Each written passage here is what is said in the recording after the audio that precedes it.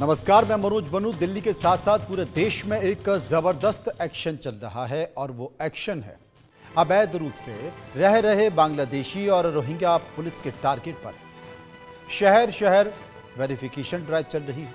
उन मकान मालिकों को सख्त निर्देश दिए जा रहे हैं जो बिना सत्यापन के किराएदारों को रख रहे हैं। खास तौर पर पुलिस अब बांग्लादेशी और रोहिंग्या के घुसने के डंकी रूट पर भी पैनी नजर रख रही है। देश के गृह मंत्री अमित शाह कसम खा चुके हैं कि हिंदुस्तान से घुसपैठियों का हर हाल में सफाया होगा। आज ही दिल्ली में 20 से ज्यादा अवैध बांग्लादेशियों को गिरफ्तार किया गया है। आखिर किस रास्ते से बांग्लादेशी और रोहिंग्या देश में दाखिल हो रहे हैं? इन्हें पनाह कौन दे रहा है? इनके मददगार कौन है? आगे कुछ ही समय में हम विस्तार से इस पर चर्चा करेंगे, लेकिन उसके पहले एक रिपोर्ट हमने तैयार की है। इस रिपोर्ट को गौर से देखिए।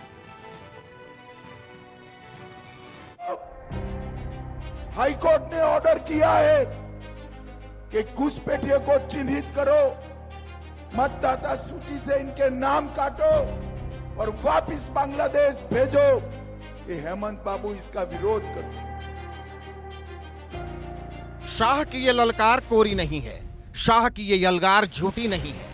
देश भर के कोने कोने में जो एक्शन चल रहा है वो साबित कर रहा है कि हिंदुस्तान के गृह मंत्री अमित शाह जो बोलते हैं वो करते हैं। देश की राजधानी दिल्ली में इन दिनों ताबड़तोड़ एक्शन चल रहा है। दिल्ली में ऑपरेशन बांग्लादेशी घुसपैठिया जारी है। अब तो और भी बड़ा एक्शन हुआ है। पूर्वी दिल्ली में 11 बांग्लादेशी घुसपैठियों को गिरफ्तार किया गया है। इसके अलावा दक्षिण दिल्ली इलाके में 10 बांग्लादेशी घुसपैठियों को गिरफ्तार किया गया है। इस एक्शन से बीजेपी खेमे में खुशी है और हर कोई बढ़ चढ़कर इस एक्शन की तारीफ कर रहा है। याद रखें, हमारे जितने प्रोजेक्ट हैं वो सुरक्षित रहेंगे। अगर विपक्ष को ये डर है पाकिस्तान से या पाकिस्तान के फेवर में कुछ ये चाहते हैं तो प्रोजेक्ट लगना चाहिए और लगेगा। सर, गृह मंत्रालय ने कल एक बिल पेश किया था नित्यानंद राय जी ने, जिसमें कहा गया है कि अवैध रूप से जो भारत में रह रहे हैं उनको नहीं रहने दिया जाएगा और जो उनको छुपाने का काम करते हैं, बसाने का काम करते हैं, उन पर भी कार्रवाई होगी। उस बिल में साफ साफ उल्लेख। मैं बहुत इस बिल का स्वागत करता हूँ। आपके कई लोगों के ऊपर शक है जिनके इस तरह की मदद होने के प्रूफ मिले। प्रधानमंत्री जी क्या करेंगे? ये शाह की हुंकार का असर है कि देश की राजधानी दिल्ली में जगह जगह तलाशी अभियान शुरू हो गए हैं। हर जगह जबरदस्त वेरिफिकेशन ड्राइव चल रही है। 28 फरवरी को गृह मंत्री अमित शाह ने एक महत्वपूर्ण बैठक ली। बैठक में दिल्ली की कानून व्यवस्था को लेकर बात होगी। मीटिंग में दिल्ली की सीएम रेखा गुप्ता समेत कई मंत्री शामिल थे। बैठक में अवैध बांग्लादेशियों के खिलाफ एक्शन की बात हुई। इस मीटिंग का असर ऐसा हुआ कि दिल्ली में अब ऑपरेशन बांग्लादेशी घुसपैठिया जारी है। इरादे साफ है कि दिल्ली से घुसपैठियों का सफाया करना है, भय से मुक्त माहौल बनाना है, देश को रोहिंग्या और बांग्लादेशी घुसपैठियों से बचाना है। अभी ये तो सिर्फ शुरुआत भर है। आगे आगे देखिए क्या क्या होता है। Bureau report, India news.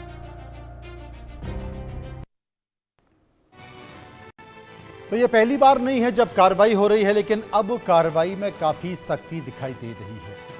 और ये तेजी इसलिए भी है क्योंकि 28 फरवरी को देश के गृह मंत्री अमित शाह ने एक बैठक रखी।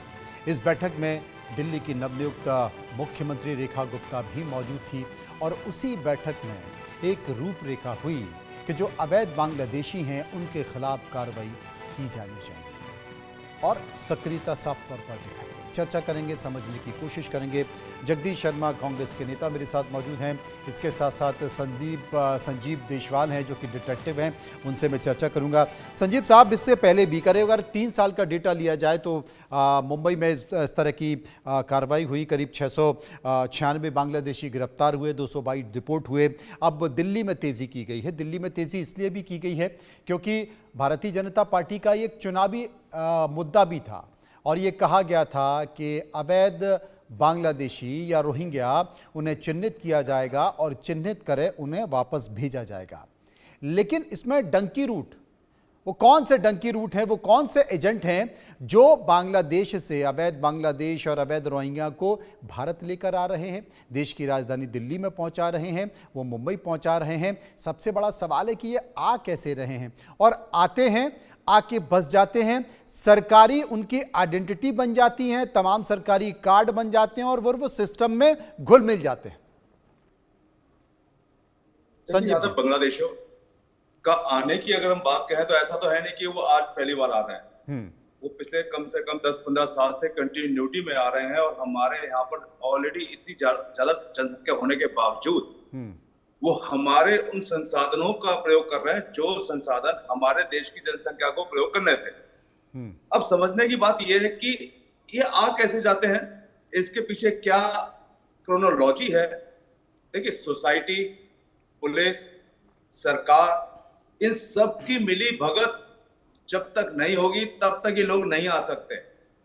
सोसाइटी का मतलब इसलिए समझना होगा कि जितने भी बांग्लादेशी हमारे देश में आते हैं उनमें से ज्यादा जो लोगों की तादाद है या जो जनसंख्या है उनकी, वो घरों में काम करने वालों लोगों की मेड्स हैं या गाड़ियां साफ करने वाले लोग हैं। इनको कौन जॉब देता है? इनको कहां से ऐसा मौका मिलता है कि वो यहाँ आके काम करें, उनको खाना भी मिले, सब कुछ मिले? तो वो सोसाइटी है।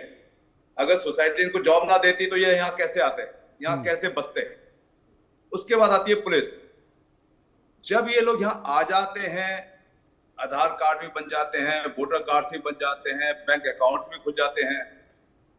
ये सारी की सारी गवर्नमेंट आइडेंटिटी इनको मिल कैसे जाती है? क्यों नहीं पुलिस इस पे ऐसा काम करती कि जो ये आइडेंटिटी इनको बनाकर देते हैं उन पे देशद्रोह का मुकदमा होना चाहिए। क्योंकि जब तक कानून मजबूत नहीं होगा, पुलिस इन्वेस्टिगेशन मजबूत नहीं होगी, सजाएं लिटिगेशन में लोगों को जबरदस्त सजाएं नहीं होंगी, तब तक इनके ये पेपर, गवर्नमेंट पेपर्स बनते रहेंगे और ये आते रहेंगे।